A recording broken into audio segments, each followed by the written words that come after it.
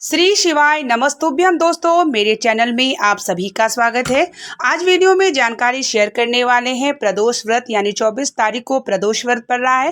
कार्तिक मास की शुक्ल पक्ष की त्रयोदशी तिथि का प्रदोष व्रत को मान्यता की जाती है और व्रत किया जाता है। जो भी व्यक्ति अगर पूरे वर्ष व्रत नहीं करता हो, लेकिन अगर कार्तिक मास में जो प्रदोष पड़ता है शुक्ल पक्ष या कृष्ण पक्ष में अगर व्रत कर लेता है तो पूरे वर्ष के व्रत का फल की प्राप्ति आपको जरूर होती है। प्रदोष व्रत जो भी व्यक्ति करता है उसके जीवन में जितने भी दुख होते हैं, जितने भी कष्ट होते हैं, परेशानी होती है, आरोग्यता होता है, संतान सुख होता है और सौभाग्य को अखंड करने के लिए इस व्रत को धारण किया जाता है। जो भी व्यक्ति अगर व्रत उठाना चाहता है तो यह शुभ महीना माना जाता है। कार्तिक मास से ही संकल्प लिया जाता है प्रदोष व्रत का। जो भी व्रत करना चाहते हैं एक वर्ष का, अगर आप नियम धारण करना चाहते हैं तो यही महीना शुभ माना जाता है। क्या पूजा विधि है, क्या नियम है व्रत का और किस प्रकार से हमें दीपदान करना है प्रदोष व्रत के दिन, ये संपूर्ण जानकारी हम आपको इस वीडियो में देने वाले हैं। वीडियो के अंत तक बने रहेंगे तो आपको जानकारी निश्चित ही प्राप्त होगी। और प्रदोष व्रत की नियम जानकारी हम सभी को जरूर रखना चाहिए, जिससे हमारे जीवन में जो भी दुख है, संकट है, अगर हम व्रत नहीं भी रहते हैं और नियम को धारण कर लेते हैं तो निश्चित ही भगवान शिव की कृपा प्राप्त आप सभी को जरूर होती है। सबसे पहले मैं बता दूं आपको कि जब जिस भी वार को प्रदोष पड़ता है, यानी सोम प्रदोष पड़े या मंगल प्रदोष पड़े, अगर शुक्रवार की प्रदोष पड़ रही है इस बार 24 तारीख को, तो शुक्र प्रदोष के दिन भगवान शंकर जो है नीलकंठ पर विराजते हैं।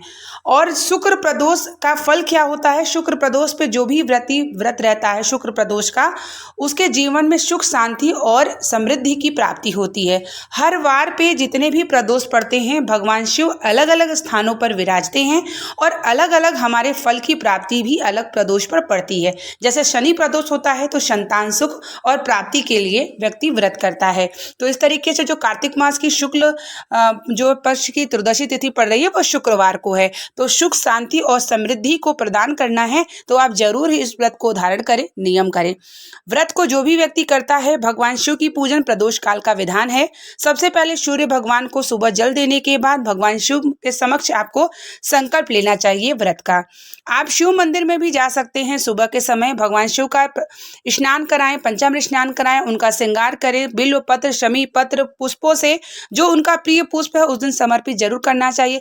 कनेर का पुष्प प्रदोष के दिन जरूर समर्पित करना चाहिए और बिल्व पत्र, शमी पत्र। उसके बाद भगवान शिव का जो है दीपदान करिए, धूप बत्ती जलाइए, जो भी आपके सामर्थ्य है आप भोग लगाइए। ये सुबह की पूजा हो गई आपकी। और आपको शाम की पूजा आपको प्रदोष काल में करनी होती है, क्योंकि प्रदोष की जो व्रत होती है वह प्रदोष काल में ही पूजन का मान्यता होती है। प्रदोष काल में जब आप पूजन करने के लिए बैठते हैं तो सबसे पहले आपको अपने मेन द्वार का बाहर में दिया जलाना चाहिए, क्योंकि प्रदोष काल का जो समय होता है भगवान शिव और माता पार्वती नंदी पर बैठ के भ्रमण के लिए निकलते हैं।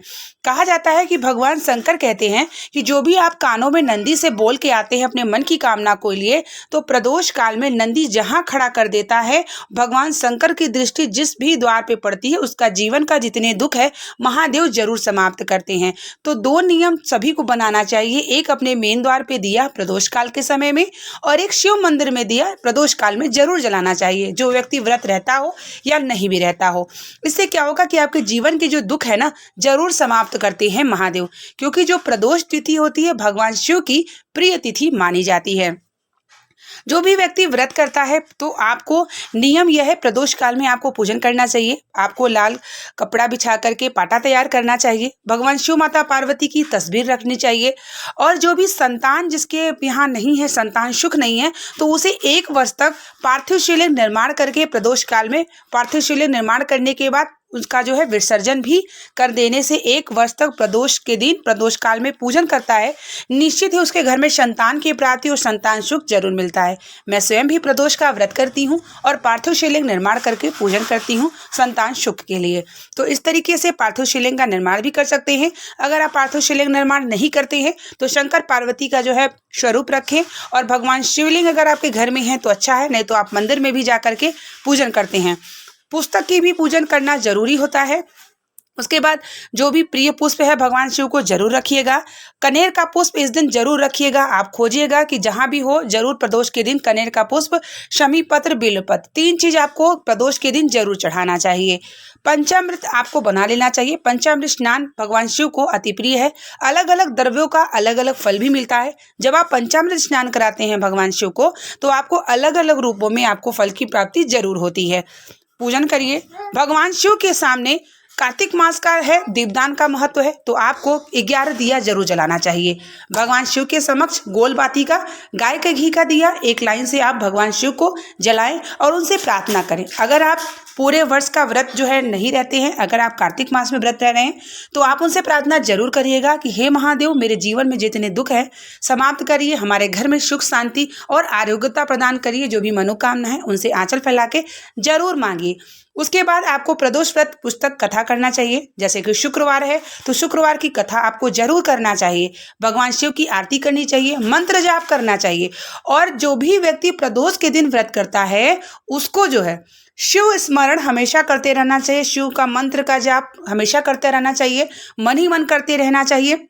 और इस दिन निंदा से बचना चाहिए, बुराइयों से बचना चाहिए। और इस दिन आपको भगवान शिव को अगर बेलपत्र समर्पित करते हैं तो इस दिन बेलपत्र बिल्कुल ना तोड़िएगा। अगर आप इस दिन बेलपत्र तोड़ लेते हैं तो आपको व्रत की फल की प्राप्ति बिल्कुल नहीं होगी। व्रत का नियम ये है कि अगर आप व्रत धारण करते हैं तो इसमें नमक जो है बिल्कुल वर्जित है। इस दिन नमक बिल्कुल नहीं खाया जाता है। फल मिष्ठान का ही जो है अन्न भी नहीं किया जाता है। तो इसमें फल या आप फलाहार कर सकते हैं। और उसके बाद जब आप व्रत करते हैं तो आपको प्रदोष काल में पूजा आरती जरूर करना चाहिए। जब आप मेन द्वार पे दिया जलाते हैं तो मेन द्वार पे दिया जलाते समय भी महादेव से प्रार्थना करना चाहिए कि प्रदोष काल का समय है, आप विचरण के लिए निकलेंगे, आप मेरे घर पे जरूर दृष्टि रखिएगा महादेव, ताकि हमारे जीवन के दुखों को समाप्त करिएगा। फिर आप अपने घर में शाम को समय प्रदोष काल में पूजन करिए, क्षमा प्रार्थना आरती करिए और गौ सेवा जरूर करिएगा। गौ माता अगर मिल जाए जरूर कुछ ना कुछ खिलाइएगा। भगवान शिव की पूजा की गई प्रदोष काल का प्रदोष के दिन आपको जरूर फल मिलता है और आपके सारे जीवन के कष्ट समाप्त होते हैं। जो व्यक्ति प्रदोष व्रत निरंतर रहता है, प्रदोष काल में पूजन करता है, महादेव का वह प्रिय व्यक्ति हो जाता है। क्योंकि शुभ तिथि प्रदोष की मानी जाती है और कार्तिक मास की प्रदोष तिथि यानी कृष्ण पक्ष हो या शुक्ल पक्ष हो, व्रत नियम आप सभी जरूर करिएगा। बहुत सारे प्रदोष के उपाय हैं, जैसे धन संबंधित उपाय हैं, दुख अगर आपका समाप्त नहीं रहा तो उसका उपाय है, लक्ष्मी आपके यहाँ नहीं आ रही उसका उपाय है। उसकी वीडियो में अलग से आप लोगों को शेयर करूंगी, इसलिए मेरे चैनल पे बने रहिएगा। शिव महापुराण के सारे उपाय हम प्रदोष की आपको शेयर करते रहेंगे ताकि आपके जीवन में हर प्रकार के कष्ट समाप्त हो, महादेव की कृपा प्राप्त हो और आपका जीवन सुखमय हो। और इस तरीके से मेरे चैनल पर जुड़े रहिए ताकि आपको सारी वीडियो प्राप्त होती रहे और आप सभी भगवान शिव की आराधना भक्ति भाव से करिए ताकि आपके जीवन का दुख समाप्त हो। प्रदोष काल की पूजा प्रदोष काल में जरूर करिएगा, नियम को धारण जरूर करिएगा। एक दिया आपको प्रदोष काल में शिव मंदिर में जलाना है और एक दिया अपने द्वार पे जलाना है। 11 दिया आपको शिव माता पार्वती की जब प्रदोष काल में पूजन करेंगे तो एक लाइन से दिया जलाना है। आपको भोग में क्या लगाना है, आपको भोग में भगवान शिव को कुछ भी अपने रसोई घर से मिष्ठान बनाएं, या खीर बनाएं या हलवा बनाएं या कुछ भी बनाएं, अपने घर की बनाई हुई चीज ही भगवान शिव माता पार्वती को भोग लगाना चाहिए। कोई बाहर से चीज या लड्डू पेड़ा कुछ भी ना मंगाएं, अपने घर का चीज बना के करते हैं तो उसमें आपका भाव प्रकट होता है। भगवान शिव को लंबी बाती का दिया और गोल बाती का दिया जरूर जलाइएगा इस दिन जो है। और जो भी बाती आप लगाते हैं अपने घर की रुई होनी चाहिए जिससे आपका भाव प्रकट हो। भगवान शिव को अपने हाथों चंदन घिस के लगाएं इस दिन। जितना भी आप भाव प्रकट होगा महादेव के समक्ष तो निश्चित ही आपके जीवन के सारे दुख कष्ट जरूर समाप्त होंगे। भगवान शिव की आराधना भक्ति भाव से करिए, दिखावे से न करिए, छल से न करिए, कपट से न करिए, दिल से करिए। भगवान शिव की आराधना में लगे रहिए, निश्चित ही आपके जीवन का दुख भी समाप्त होगा और भगवान शिव आपके ऊपर दया दृष्टि जरूर रखेंगे। प्रदोष का दिन बहुत ही महत्वपूर्ण दिन है भगवान शिव माता पार्वती का, तो सभी व्रत का नियम पालन करें। अगली वीडियो में मैं आपको उपाय बहुत सारे शेयर करूंगी। मिलते हैं आप लोगों के लिए नेक्स्ट वीडियो को लेकर के, तब तक के लिए आप लोगों को श्री शिवाय नमस्तुभ्यम। हर हर महादेव, हर हर महादेव, हर हर महादेव।